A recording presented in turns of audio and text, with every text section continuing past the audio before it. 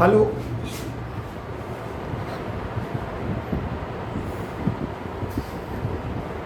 Hello student. हम लोग alcohol chapter में एल्कोहल फिनाल और ईथर चैप्टर जो हम लोग स्टडी कर रहे थे, उस चैप्टर में हम लोगों ने मेथड ऑफ प्रिपरेशन वो सारे अच्छी तरीके से हम लोग देख लिए हैं। अब इनको यूज कैसे करेंगे कन्वर्जन के थ्रू, वो हम आपको बाद में चैप्टर जब खत्म होगा तब बताएंगे।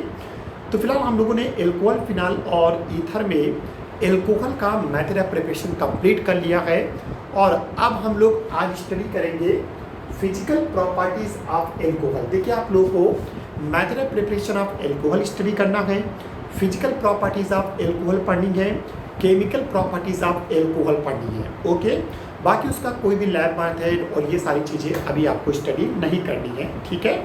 तो हम लोग क्या करने जा रहे हैं, फिजिकल प्रॉपर्टीज ऑफ एल्कोहल पढ़ेंगे। इसके मैंने पार्ट 2 बना रखे हैं। पहला आज हम लोग स्टडी करेंगे बेटा पार्ट 1 और इसके बाद इसका पढ़ेंगे पार्ट 2।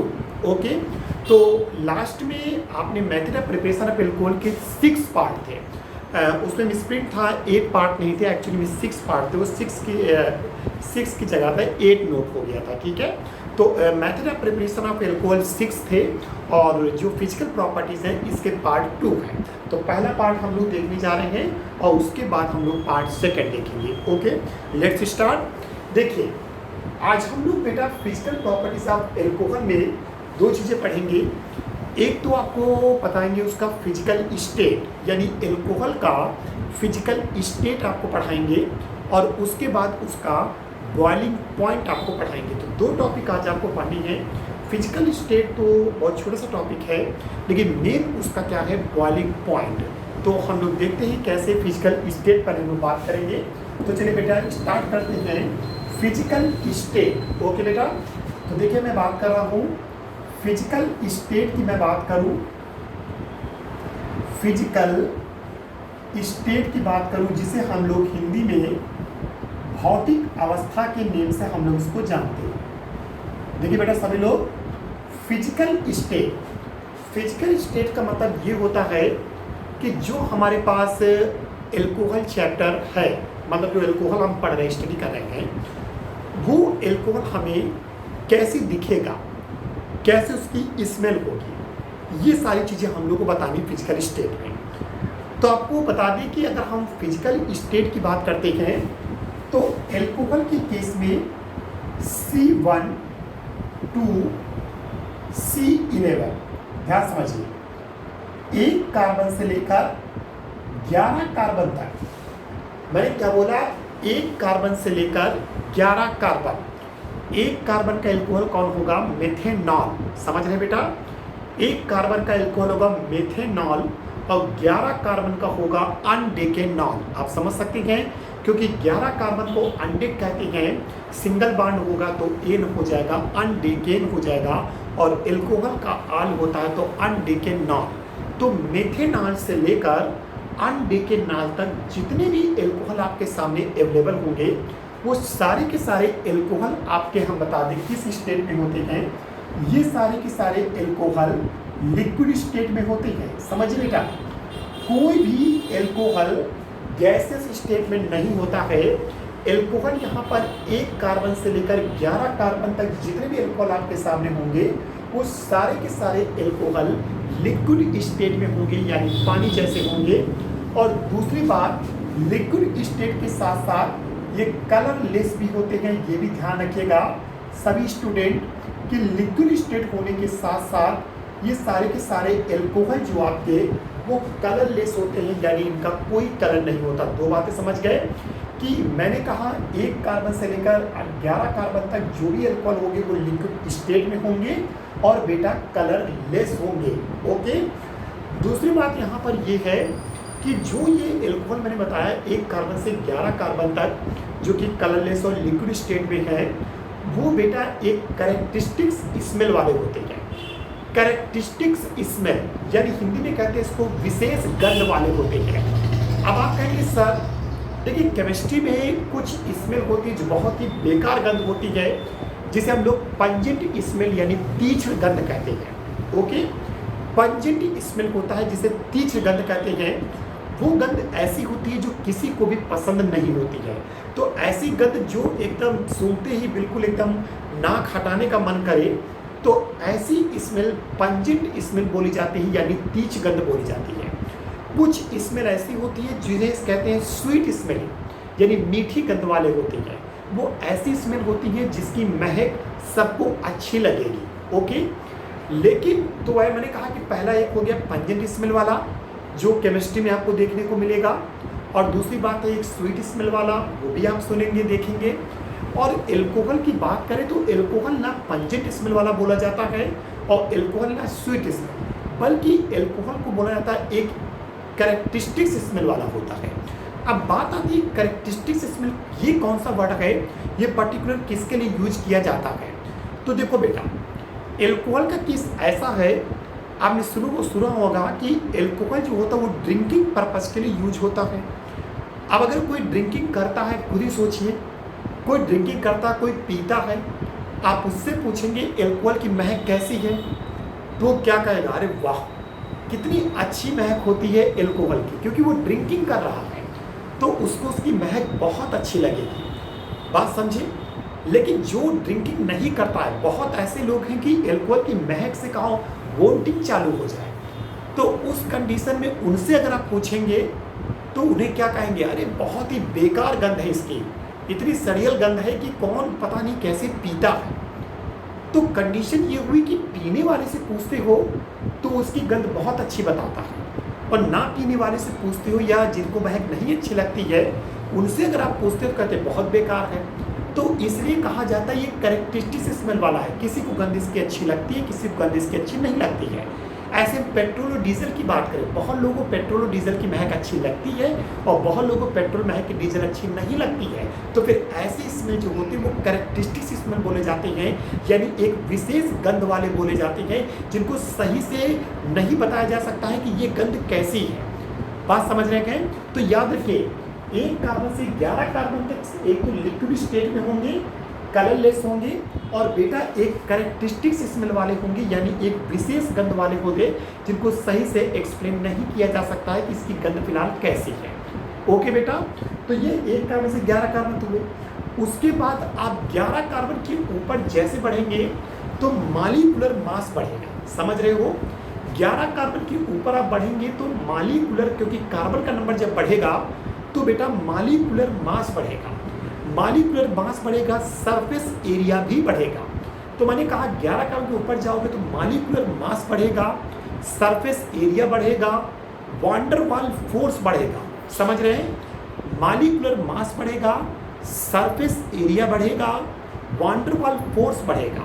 और जब वांडर वाल फोर्स बढ़ेगा तो एक मॉलिक्यूल दूसरे मॉलिक्यूल काफ़ी नज़दीक आते जाएंगे, और उस कंडीशन में अगर एक मॉलिक्यूल दूसरे मॉलिक्यूल के नज़दीक आते जाएंगे तो फिर ऐसी सिचुएशन में वहाँ पर एक प्रकार से उनका जो सॉलिड होने की टेंडेंसी होती है वो भी लगातार क्या करती है, इंक्रीज करती है। फिर समझ लीजिए, अगर कार्बन बढ़ेगा, मॉलिक्यूलर मास बढ़ेगा, सरफेस एरिया बढ़ेगा, वांडर वाल फोर्स बढ़ेगा, तो सॉलिड होने की यानी ठोस होने की जो प्रवृत्ति है, यानी सॉलिड होने की जो टेंडेंसी है वो कंटिन्यूसली क्या करेगी, इंक्रीज करेगी। तो ये समझिए 12 कार्बन के ऊपर अगर आप जाएंगे तो उस कंडीशन में एल्कोहल जो होगा वो सॉलिड फॉर्म में आएगा, और इसका सॉलिड जो होगा वो कैसा होगा, वैक्सी सॉलिड होगा। समझिए कैसा सॉलिड होगा, 11 कार्बन के ऊपर कैसे सॉलिड होंगे बेटा, ये सारे के सारे वैक्सी सॉलिड होंगे, यानी ये मोम की तरह क्या होंगे, सॉलिड होंगे। ठीक है, तो वैक्सी सॉलिड होगा यानी मोम की तरह सॉलिड होगा, एक चीज। दूसरी चीज, कलरलेस तो अभी भी रहेंगे, और लेकिन ये कैसे रहेंगे, टेस्टलेस होते हैं, यानी इनका कोई टेस्ट नहीं होता है। बात समझ रहे हैं, ये तो एक कैरेक्टरिस्टिक स्मेल वाले होंगे, ठीक है, और लेकिन ये कैसे होंगे, ये टेस्टलेस होते हैं, और इनका टेस्ट फिलहाल नहीं बताया। एक कार्बन जितने एक 11 लिक्विड स्टेट वाले होते हैं वो बेटा बर्निंग टेस्ट वाले होते हैं। कैसे टेस्ट वाले होते हैं बेटा, ये सब बर्निंग टेस्ट वाले होते हैं। समझिए कि जो लिक्विड स्टेट वाले होते हैं वो बर्निंग, कभी भी कोई अल्कोहल पीता है तो उसको जलता हुआ महसूस होता है, यानी जैसे लगता है कि जलता हुआ वो एक प्रकार से कोई चीज़ पी रहा है। तो इसे कहते हैं कि बर्निंग टेस्ट वाले होते हैं। लेकिन जो वैक्सी सॉलिड होते हैं, मोम की तरह ठोस होती हैं, उनका कोई टेस्ट नहीं होता है, कोई स्मेल नहीं होती है, समझ रहे हैं ना। तो ये कोई स्मेल लगता है, यानी ऑर्डर लेस होता है, साथ में टेस्ट लेस होता है, और देखने में ये वैक्सी सॉलिड होगा, यानी मोम की तरह सॉलिड होगा। तो फिलहाल ये होता है फिजिकल स्टेट ऑफ एल्कोहल। फिर से रिमाइंड करिए, बताइए। एल्कोहल में लोअर एल्कोहल मैंने क्या बोला, लिक्विड स्टेट में होगा, कलरलेस होगा, बर्निंग टेस्ट वाला होगा, साथ में एक कैरेक्टरिस्टिक स्मेल वाला होगा, यानी एक विशेष गंध वाला होगा।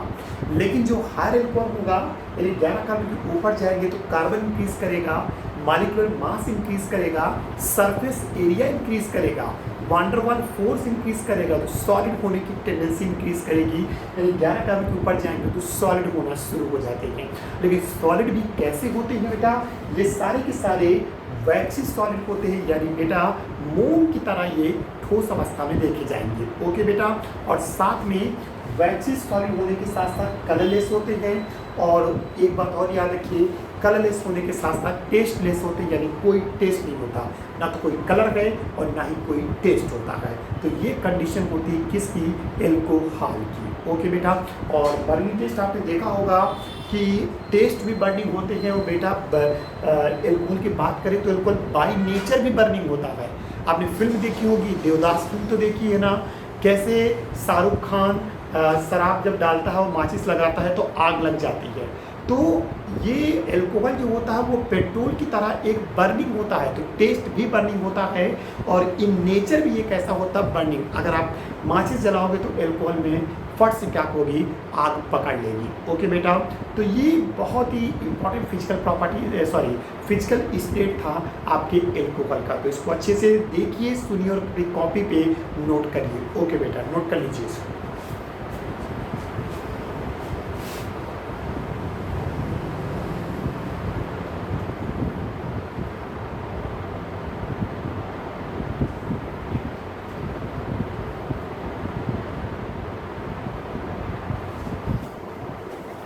ओके बेटा, तो अगर आपको सभी को पॉइंट्स नोट करते हैं तो चलिए, तो देखिए ध्यान से मैं क्या कर रहा हूँ।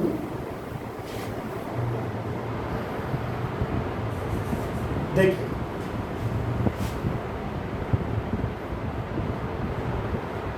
अगर हम पहले पॉइंट की बात करें तो हम कह सकते हैं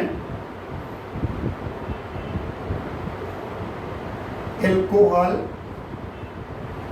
from C1 to C11 are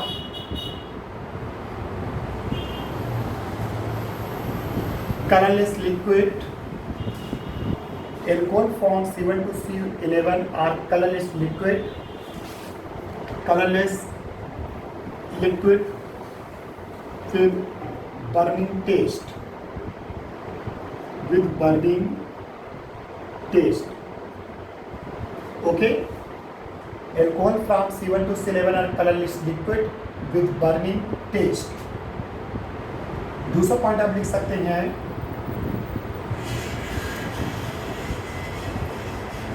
lower alcohol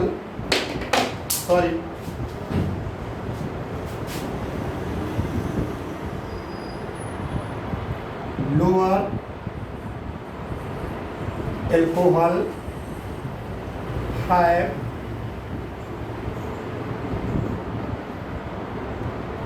characteristic smell. Lower alcohol have characteristics smell. Okay, जितने लोअर एल्कोहल वो सब कैरेक्टरिस्टिक स्मेल होते हैं, यानी एक विशेष गंध वाले होते हैं। कैसे गंध वाले होते हैं बेटा, विशेष गंध वाले होते हैं। हिंदी में स्टूडेंट हिंदी बना लीजिएगा, कोई प्रॉब्लम नहीं है। Lower alcohol have characteristic smell. Third point है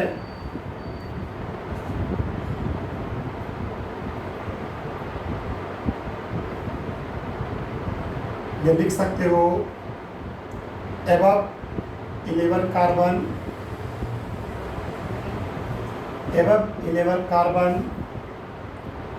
alcohol exist in solid state because on increasing number of carbon चलो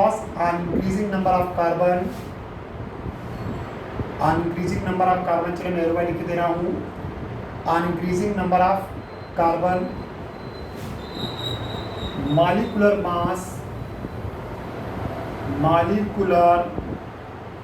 mass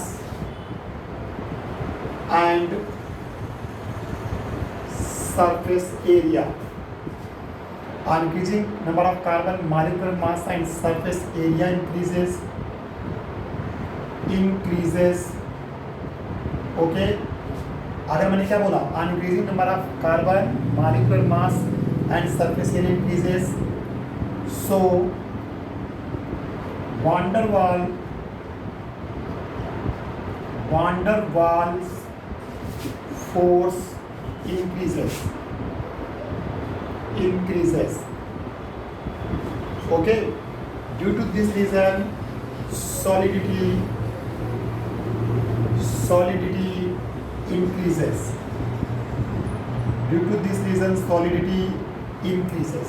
देखिए बेटा मैंने क्या लिखा, हिंदी मीडियम कोई प्रॉब्लम नहीं है, आप लिख सकते हैं आराम से।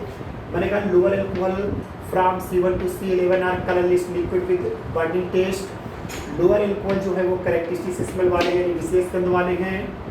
एवं 11 carbon alcohol exist in solid state. क्यों ऐसा, मैंने लिख दिया increasing the number of carbon. अगर कार्बन इंक्रीज करता है, मॉलिक्यूलर मास और सरफेस एरिया इंक्रीज करता है तो वान डर वाल फोर्स इंक्रीज करेगा, और वान डर वाल फोर्स इंक्रीज करता है तो सॉलिडिटी भी क्या करती है, इंक्रीज करती है। ठीक है, तो ये कुछ फिजिकल स्टेट थी जिसे आप, और ये भी लिख सकते हैं कि जो आपके पास फोर्थ पॉइंट ये भी आप बना सकते हैं कि higher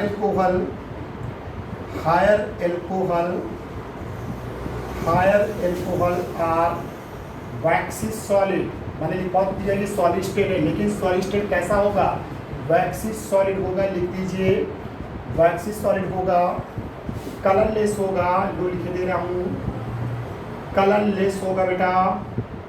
okay, higher alcohol are waxy solid, colourless and tasteless.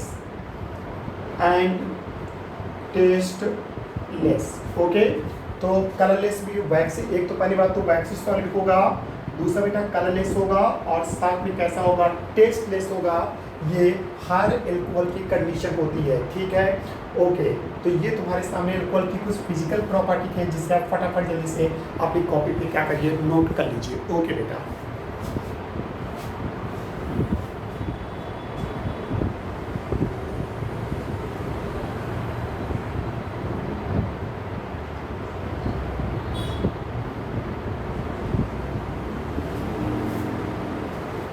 Okay student, अब हम लोग स्टार्ट करेंगे बॉइलिंग पॉइंट। बहुत ही मोस्ट इंपॉर्टेंट फैक्टर है बॉइलिंग पॉइंट। तो चलिए फटाफट इसको देखते हैं कि बॉइलिंग पॉइंट की क्या कंडीशन है। ओके, देखिए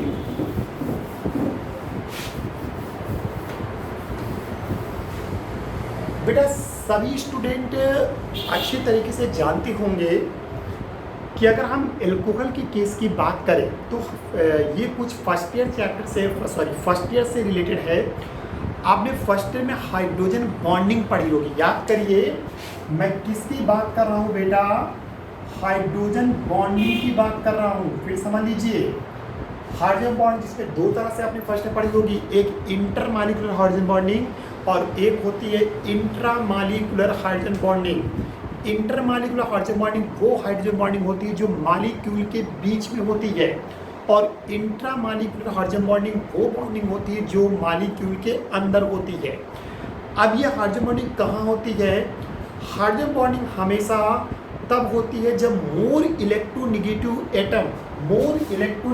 एटम कौन है, फ्लोरीन है, ऑक्सीजन और नाइट्रोजन। तो समझिए बेसिकली फ्लोरीन, ऑक्सीजन, नाइट्रोजन, ये जो तुम्हारे तीन बेसिकली होते हैं फ्लोरीन, फॉन, FON, फॉन की मैं बात कर रहा हूँ। जब तुम्हारे ये फॉन हाइड्रोजन से, समझिए जब तुम्हारी ये फॉन यानी फ्लोरीन, ऑक्सीजन और नाइट्रोजन हाइड्रोजन के साथ कोवैलेंटली बॉन्डेड होते हैं, यानी कोवैलेंट बॉन्ड के साथ कोई मॉलिक्यूल फॉर्म करते हैं, जैसे हाइड्रोजन और फ्लोरीन के साथ बना हुआ मॉलिक्यूल आप समझ सकते हैं कौन सा होता है बेटा, हाइड्रोजन फ्लोराइड होता है। इसी तरह हाइड्रोजन और ऑक्सीजन के साथ बना हुआ मॉलिक्यूल बेटा कौन सा होता है, समझ सकते हैं, वाटर होता है। इसी तरीके से हाइड्रोजन और नाइट्रोजन के साथ बना हुआ मॉलिक्यूल कौन सा होता है बेटा, अमोनिया होता है। इस तरह के मॉलिक्यूल की मैं बात कर रहा हूँ। देखिए फ्लोरीन जब हाइड्रोजन के साथ कोवैलेंटली बॉन्डेड होता है तो HF बनाता है, ऑक्सीजन हाइड्रोजन के साथ होता है तो वाटर फॉर्म करता है, नाइट्रोजन और हाइड्रोजन के साथ अगर कोवैलेंटली बॉन्डेड होता तो अमोनिया बनाता है। अब ऐसे ही मॉलिक्यूल जिसमें हाइड्रोजन फ्लोराइड है, वाटर है, अमोनिया है, ये मॉलिक्यूल कुछ इस तरह के होते हैं कि एक तो कोवैलेंटली बॉन्डेड होते हैं और दूसरी बात ये मॉलिक्यूल जब किसी दूसरे मॉलिक्यूल के क्वांटिटी में आता है, जैसे हाइड्रोजन फ्लोराइड की क्वांटिटी में आ गया, वाटर की क्वांटिटी में आ रहे हैं, अमोनिया क्वांटिटी में आ रहे हैं, तो इनके बीच में क्या होता है कि मॉलिक्यूल के बीच में, जैसे मैं हाइड्रोजन फ्लोराइड की बात करूं तो जैसे हाइड्रोजन फ्लोराइड ये हुआ, दूसरा बेटा हाइड्रोजन फ्लोराइड ये हुआ। अब आप समझ सकते हैं हाइड्रोजन फ्लोरीन में कौन ज़्यादा इलेक्ट्रोनेगेटिव है, तो बेटा फ्लोरीन है। फ्लोरीन जब शेयर्ड पेयर इलेक्ट्रॉन को अपनी ओर अट्रैक्ट करता है तो इस पर पार्शियल नेगेटिव चार्ज और इस पर पार्शियल पॉजिटिव चार्ज, इसी तरह इस पर भी हाइड्रोजन पर पार्शियल पॉजिटिव, फ्लोरीन पर पार्शियल नेगेटिव। तो जानते हो क्या होता है, इस हाइड्रोजन फ्लोराइड का जो फ्लोरीन होता है वो इस दूसरे मॉलिक्यूल के हाइड्रोजन को अपनी ओर अट्रैक्ट करता है, और ये फ्लोरीन इस मॉलिक्यूल के हाइड्रोजन को जिस फोर्स से अपनी ओर अट्रैक्ट करता है उसी को हाइड्रोजन बॉन्डिंग कहेंगे। और बात समझ सकते हैं कि ये हाइड्रोजन बॉन्डिंग को हम लोग डॉटेड लाइन से दिखाते थे, याद आ रहा फर्स्ट ईयर में डॉटेड लाइन से शो करते थे। अब ये देखिए ये हाइड्रोजन बॉन्डिंग कहाँ बना है, मॉलिक्यूल के बीच में, तो इसे हम लोग कौन सा हाइड्रोजन बॉन्डिंग बोलते हैं, इसे हम लोग इंटरमॉलिक्यूलर हाइड्रोजन बॉन्डिंग के नाम से हम लोग इसको जानेंगे, समझ रहे बेटा। तो इस तरह से जब हाइड्रोजन बॉन्डिंग मॉलिक्यूल के बीच में एग्जिस्ट करती है तो उसे इंटरमॉलिक्यूलर हाइड्रोजन बॉन्डिंग, तो आप बता दें ये जो हाइड्रोजन फ्लोराइड है, वाटर है, अमोनिया है, इसी तरह से इसे वाटर फॉर्मूला क्या होता है, HOH होता है। तो जैसे वाटर आपका हाइड्रोजन बॉन्डिंग बनाता है, इसी तरह से अगर हम ROH ले लें, जरा देखिए जैसे वाटर हाइड्रोजन बॉन्डिंग फॉर्म कर सकता है, इसी तरह एल्कोहल की बात करें ROH की, तो एल्कोहल भी क्या बनाता है, हाइड्रोजन बॉन्डिंग। यानी ओरल मेरे कहने मतलब ये था कि जो हमारे एल्कोहल हम लोग पढ़ने जा रहे हैं तो इसमें मॉलिक्यूल के बीच में हाइड्रोजन बॉन्डिंग फॉर्म होती है, और हाइड्रोजन बॉन्डिंग जब फॉर्म होती तो कैसे मैं आपको बता दूं, और वो भी कौन से हाइड्रोजन बॉन्डिंग बेटा, इंटरमॉलिक्यूलर हाइड्रोजन बॉन्डिंग। यानी मेरे इतने समझाने का बस ये मतलब था कि फर्स्ट ईयर में आप लोगों ने हाइड्रोजन बॉन्डिंग पढ़ी थी। हाइड्रोजन बॉन्डिंग दो तरह की होती, इंटर और इंट्रा, जिसमें इंटर मैंने अभी आपको बताया कि किस तरह से फॉर्म होता है, जब फ्लोरीन, ऑक्सीजन, नाइट्रोजन हाइड्रोजन के साथ कोवैलेंटली बॉन्डेड होते हैं तो वो दूसरे मॉलिक्यूल के साथ हाइड्रोजन, क्योंकि दूसरे मॉलिक्यूल के साथ में उनके अट्रैक्शन फोर्स आने लगते हैं। जैसे हाइड्रोजन फ्लोराइड के केस में देखा कि एक मॉलिक्यूल का फ्लोरीन दूसरे मॉलिक्यूल के हाइड्रोजन को अपनी ओर अट्रैक्ट करता है, तो जिस अट्रैक्शन फोर्स के थ्रू वो अट्रैक्ट करता है बस उसी को हम लोग क्या कहते हैं, हाइड्रोजन बॉन्डिंग कहते हैं, जिसे डॉटेड लाइन से शो करते हैं। मॉलिक्यूल के बीच बनना है इसलिए बेटा इसे इंटरमॉलिक्यूलर हाइड्रोजन बॉन्डिंग के नेम से हम लोग इसको जानेंगे। तो मेरे कहने मतलब हुआ कि फर्स्ट में जो आपने हाइड्रोजन बॉन्डिंग पढ़ा था, तो ये जो एल्कोहल आप चैप्टर पढ़ रहे हैं तो एल्कोहल के मॉलिक्यूल के बीच में भी हाइड्रोजन बॉन्डिंग क्या होती पाई जाती है। यानी मेरे कहने मतलब है कि एल्कोहल के मॉलिक्यूल आपस में एक दूसरे से हाइड्रोजन बॉन्डिंग के थ्रू क्या रहते हैं, अट्रैक्ट रहते हैं। ओके बेटा, तो मैं इसको हटा दूं और मेरी जो कहने मतलब मैं उसको समझाने जा रहा हूँ कि मेरे कहने मतलब हुआ कि एल्कोहल में हाइड्रोजन बॉन्डिंग फॉर्म होती है। अब वो हाइड्रोजन बॉन्डिंग कैसे बनेगी, तो हम लोग इसको ऐसे बना सकते हैं, ये ऑक्सीजन, ये हाइड्रोजन और ये R, ये बताइए एल्कोहल है कि नहीं है। इसी तरह दूसरा भी इस तरह से, ये लीजिए ये दूसरा एल्कोहल हुआ, इसी तरह तीसरा भी ये क्या हुआ, ROH एल्कोहल हुआ, ठीक है। इसी तरह ये चौथा, चलिए ऐसा चलता चला जाएगा। ऑक्सीजन पर पार्शियल निगेटिव, इस पर partial positive, partial negative partial positive, partial negative partial positive.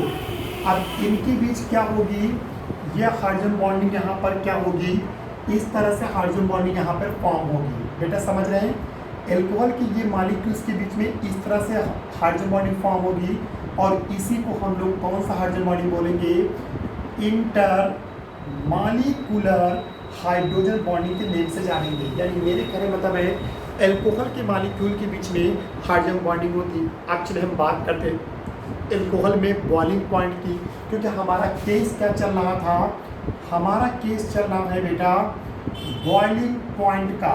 Okay बेटा, तो चले हम बताते हैं। देखिए होता क्या है, जो हाइड्रोजन बॉन्डिंग होती है वो बेटा एक बहुत ही कूल माइंड से समझिएगा। पहली चीज़ तो जो हाइड्रोजन बॉन्डिंग होती है वो एक स्ट्रॉन्ग बॉन्डिंग होती है। कैसी मैंने बोला कि हाइड्रोजन बॉन्डिंग एक स्ट्रॉन्ग बॉन्डिंग होती है। कहीं पर भी अगर मॉलिक्यूल के बीच में इंटर मॉलिक्यूलर हाइड्रोजन बॉन्डिंग इस तरह से बनने लगती है तो हमारी जो एल्कोहल के मॉलिक्यूल हैं वो आपस में एक दूसरे के काफ़ी पास आने लगते हैं। समझे मेरी बात को, एल्कोहल के मॉलिक्यूल के बीच में कौन सी होती है, हाइड्रोजन बॉन्डिंग। ये बॉन्डिंग कैसी होती है, स्ट्रांग होती है। बात समझे, और स्ट्रांग होने के कारण एक मॉलिक्यूल दूसरे मॉलिक्यूल काफ़ी क्या आने लगता है, पास आने लगता है। यानी एक प्रकार से वो काफ़ी ज़्यादा बॉन्डेड होने लगते हैं, एक प्रकार से ये काफ़ी पास आने लगते हैं। और पास आने को यहाँ पर कहते हैं एसोसिएशन होने लगता है। क्या होने लगता है, एसोसिएशन होने लगता है, हिंदी में जिसे संगुणित कहते हैं। यानी आपस में संगुणन चालू हो जाता है, यानी एसोसिएशन स्टार्ट हो जाता है। और जब एसोसिएशन बेटा स्टार्ट हो जाता है तो उस कंडीशन में उन मॉलिक्यूल को एक दूसरे से सेपरेट करने के लिए, एक दूसरे से अलग करने के लिए, क्योंकि बॉइलिंग पॉइंट में हमें मॉलिक्यूल को एक दूसरे से क्या करना होता है, सेपरेट करना होता है, अलग करना होता है। तो उस कंडीशन में इस बॉन्डिंग को ब्रेक करने के लिए हमें बहुत ज़्यादा एनर्जी की क्या होती है, रिक्वायरमेंट होती है। और जब एनर्जी की रिक्वायरमेंट होती है तो उस कंडीशन में यहाँ जो बॉइलिंग पॉइंट होता है वो काफ़ी ज़्यादा हो जाता है, क्योंकि एसोसिएशन होने से उसको ब्रेक करने के लिए हमें ज़्यादा एनर्जी की क्या होती है, रिक्वायरमेंट होती है। और जब ज़्यादा एनर्जी लगेगी तो उसको तोड़ने के लिए हमें ज़्यादा अगर एनर्जी लगेगी तो इसका मतलब ज़्यादा एनर्जी मतलब ज़्यादा टेम्परेचर, तो जिससे उसका बॉइलिंग पॉइंट भी क्या होगा, ज़्यादा। तो इसका मतलब ये हुआ कि अगर आपसे कोई भी कहता है एल्कोहल की बॉइलिंग पॉइंट में आप क्या कहना चाहेंगे, तो आप कहेंगे एल्कोहल के जो बॉइलिंग पॉइंट होते हैं वो हाई होते हैं। क्यों हाई होते हैं, तो उसका बेसिक रीज़न ये है कि एल्कोहल के मॉलिक्यूल के बीच में इंटर मॉलिक्यूलर हाइड्रोजन बॉन्डिंग होती है। आपको बोलना पड़ेगा, एल्कोहल के मॉलिक्यूल के बीच में इंटर मॉलिक्यूलर हाइड्रोजन बॉन्डिंग होती है, जिसे मॉलिक्यूल आपस में स्ट्रांगली एसोसिएटेड होते हैं, यानी काफ़ी तेज़ी से आपस में संगुणित अवस्था में रहते हैं। और इस स्टेज को तोड़ने के लिए हमें ज़्यादा एनर्जी की रिक्वायरमेंट होती है और जिससे ज़्यादा टेम्परेचर देना पड़ेगा और उसका बॉइलिंग पॉइंट क्या होगा, ज़्यादा होगा। तो इस तरह से एल्कोहल का बॉइलिंग पॉइंट हमेशा ज़्यादा होता है क्योंकि इसमें इंटर मॉलिक्यूलर हाइड्रोजन बॉन्डिंग होती है। तो कई बार ऑब्जेक्टिव में पूछा जाएगा कि alcohol have high boiling point why, तो आप कह सकते हो due to presence of intermolecular hydrogen bonding. तो इंटरमॉलिक्यूलर हाइड्रोजन बॉन्डिंग होती है, इसलिए इनके बॉइलिंग पॉइंट क्या होते हैं, हाई होते हैं। एक तो ये बात याद रखना। दूसरी चीज़ यहाँ पर ये है बेटा कि अगर हम एल्कोहल के केस को लेकर चलते हैं तो एल्कोहल के केस में ये है कि एल्कोहल में जैसे जैसे कार्बन का नंबर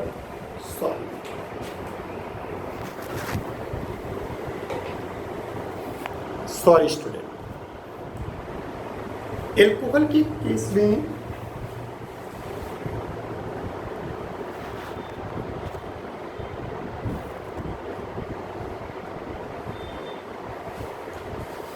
एल्कोहल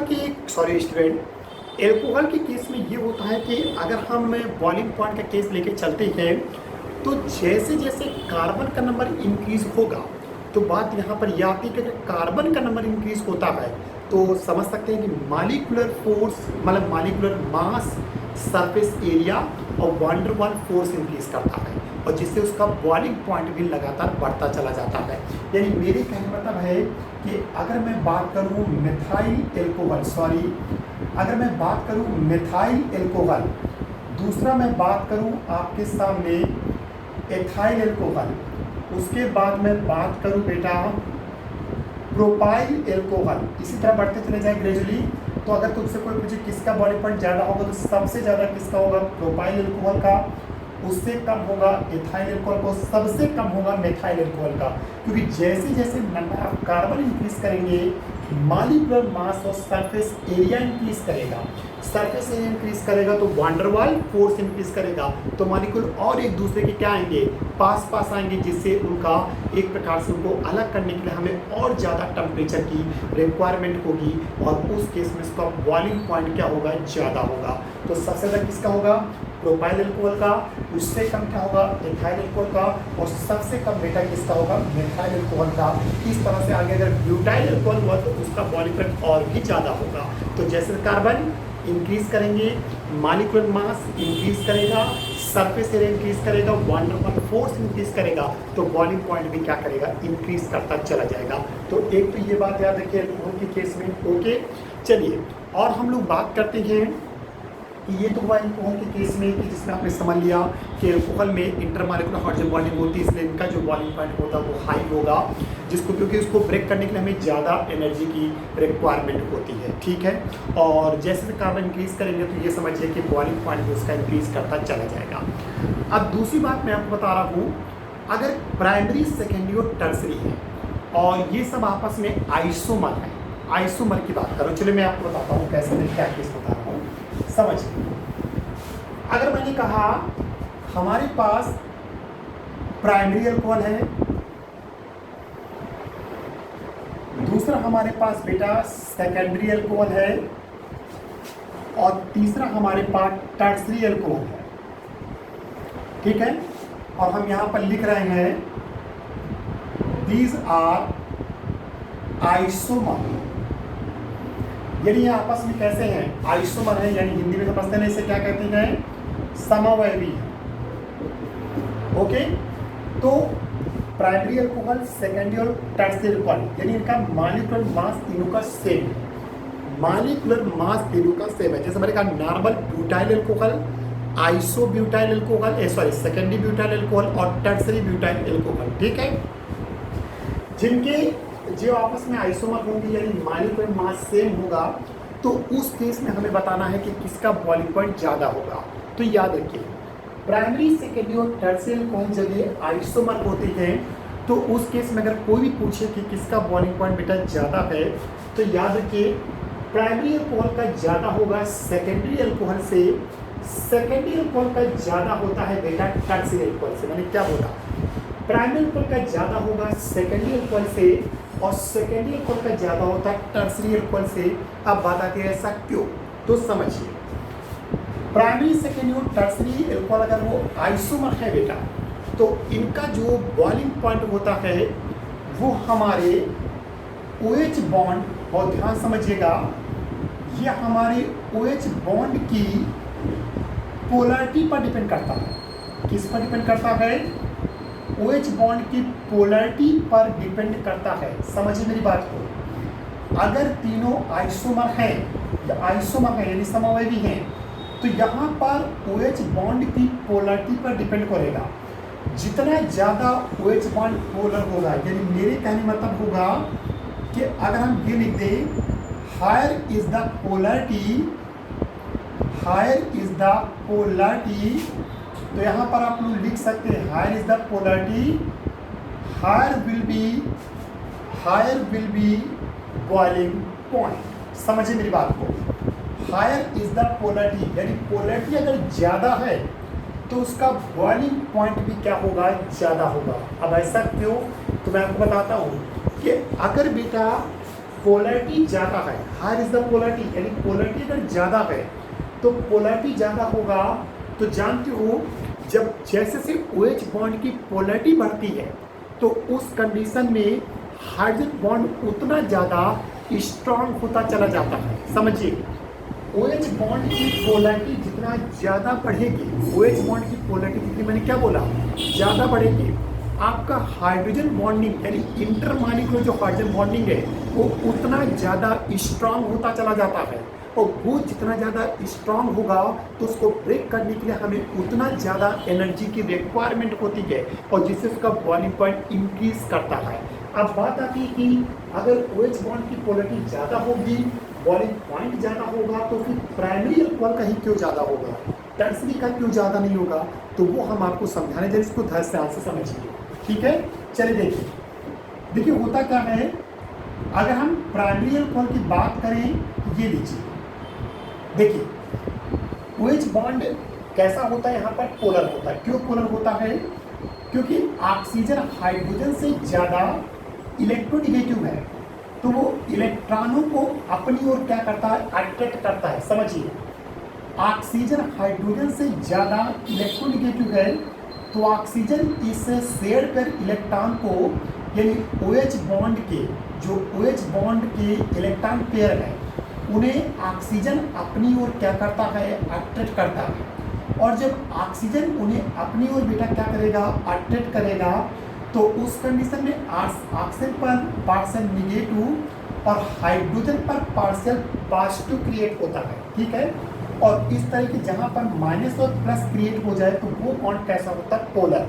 तो हम लोग कह सकते हैं कि हमारा जो OH बॉन्ड होता है बेटा वो पोलर है। मेरे हिसाब से ये आपको समझ में आ गया होगा कि OH बॉन्ड पोलर क्यों है, क्योंकि ऑक्सीजन ज़्यादा इलेक्ट्रोनेगेटिव है, वो इलेक्ट्रॉनों को अपनी ओर क्या करेगा, अट्रैक्ट करेगा। तो इस पर पार्शियल निगेटिव, इस पर पार्शियल पॉजिटिव आएगा, तो हमारा OH बॉन्ड कैसा होगा, पोलर।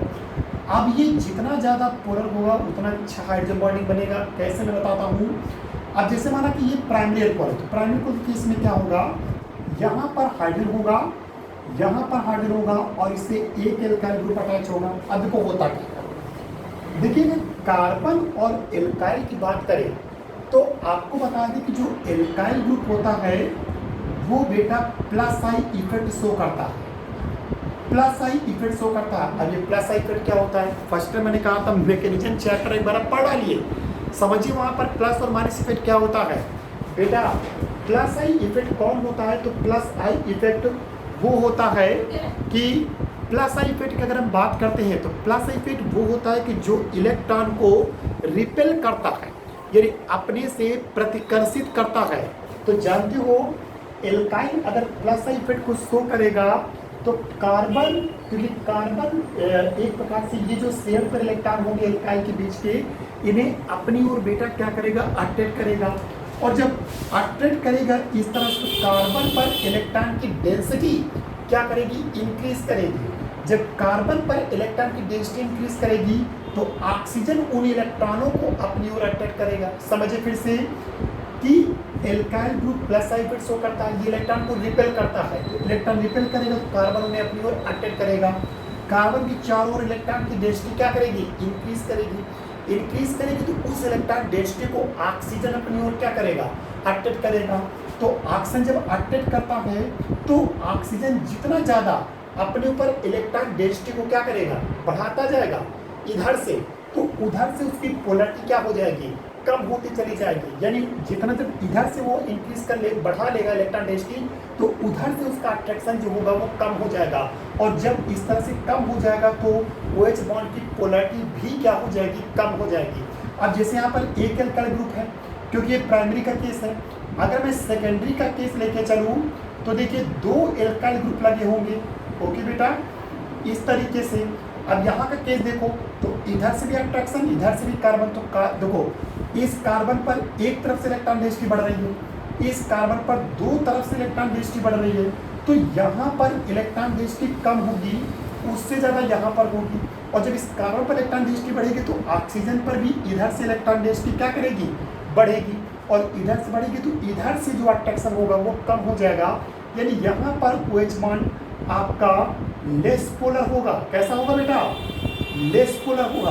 तो ये क्या होगा, ज़्यादा पोलर है, ये उससे लेस पोलर है। ऐसे टर्सरी का केस देखो, टर्सरी के केस में तो तीन तरफ से आपने एल्काइल ग्रुप अटैच कर रखा है तो इलेक्ट्रॉन डेंसिटी तीन तरफ से बढ़ेगी, तो ऑक्सीजन इधर से इलेक्ट्रॉन डेंसिटी बहुत बढ़ा लेगा और बहुत बढ़ाएगा तो उस कंडीशन में यहाँ की पोलैरिटी और भी कम हो जाएगी। तो ये क्या हो जाएगा, वेरी लेस हो जाएगा। ये लिख देते हैं वेरी लेस पोलर। ओके बेटा, ये वेरी लेस पोलर हो जाएगा। अब यहाँ पर लिख रहा हूँ मैं, इस पर प्लस माइनस ऐसे लिखा, इस पर plus dash minus dash plus dash, इसमें क्या करते हैं माइनस डबल डैश और प्लस डबल डैश। अगर मैं स्ट्रेंथ की बात करूं, ठीक है बेटा, अगर मैं स्ट्रेंथ की बात करूं तो मैं कहाँ लिख दूं, यहाँ पे देखो लिख रहा हूं मैं कि सबसे ज़्यादा पोलर कौन माना जाएगा, ये केस। उसके बाद आपका कौन सा केस माना जाएगा, सबसे ज़्यादा ये केस माना जाएगा। उसके बाद ये केस डैश वाला, उसके बाद डबल डैश। तो देखो सबसे ज़्यादा पोलरिटी किसकी मानी जाएगी, इस डेल्टा की, उसके बाद डेल्टा डैश की उससे कम, डेल्टा डबल डैश की उससे कम। तो इस तरह से अगर पोलरिटी कम हो जाएगी तो पोलरिटी अगर कम हो गई तो उस कंडीशन में पोलरिटी कम हो जाएगी तो हाइड्रोजन बॉन्ड कैसा बनेगा, वीक बनेगा। और हाइड्रोजन बॉन्ड अगर वीक बनेगा तो उस कंडीशन में ज़्यादा एनर्जी की जरूरत नहीं होगी उसको अलग अलग करने के लिए। तो आप समझ सके होंगे। फिर से एक बार रिमाइंड के लिए मैं पूरे को कंक्लूड करके बोलने जा रहा हूँ। देखिए मेरे पहला केस ये था कि एल्कोहल की बॉइलिंग पॉइंट हाइड्रोजन बॉन्डिंग पर डिपेंड करती है। हाइड्रोजन बॉन्डिंग इसमें कौन सी होती है, इंटरमॉलिक्यूलर हाइड्रोजन बॉन्डिंग, जिससे मॉलिक्यूल आपस में एसोसिएटेड रहते हैं यानी संगुणित रहते हैं। तो उस स्टेज को तोड़ने के लिए हमें ज़्यादा एनर्जी की रिक्वायरमेंट होती है, तो बॉइलिंग पॉइंट क्या करता है, इंक्रीज करता है।